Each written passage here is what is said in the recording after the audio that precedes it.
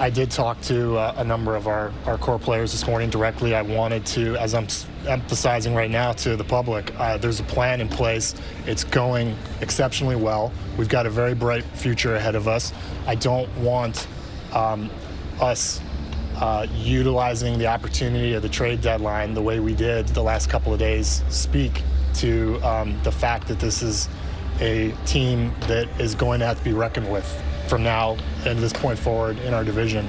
We're going to have to scout and develop and manage the roster a certain way to maintain it that way. We've seen our competitors do that, and we're there. We're at that point, and so we want to win as many games as we can possibly win. We want to get into a wild card, but it's my job to manage the organization as a whole from top to bottom, and at times there are opportunities that feel like a step back, but in the big picture, it's a step forward for the entire organization, and that's the position I'm in. So I came here, I hadn't been with the team for a while.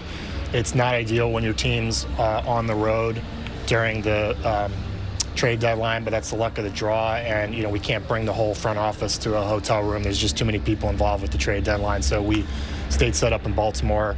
Was able to talk to Trey and Jorge on video the last couple of days, but I wanted to talk to some of these guys in person and watch the team play. Were you concerned at all that the message was being sent to them before you conveyed it, that you're not concentrating on 2022? Of course it was a concern. I said leading into the trade deadline that there were a lot of things that I had to take into account with this trade deadline, and I did take them into account. These are very weighty decisions, and they're not easy, and maybe we don't get them right either, right? But there's so much that goes into this. I knew that anything's possible when your team is young and talented, and I knew that something like this team coming together the way it has this season was possible, but it definitely wasn't something that we were banking on happening. And now that we're here, it makes it so much easier to plan going forward to supplement this group, and we're going to be doing that immediately. But we saw good opportunities to bring good starting pitching prospects into the organization, and we took advantage of those opportunities the last couple of days with some teams that are either winning their division or running away with their division, and wanted that help urgently, and were willing to meet the acquisition cost. Was that the entire thought process with Jorge? I mean, he could have been here for 2 more years, but to bring in the talent in the pipeline, is that what it came down to? Yeah, I think with him having a couple of years of contractual status left, definitely made the calculus as to whether or not to make that trade more complicated, obviously.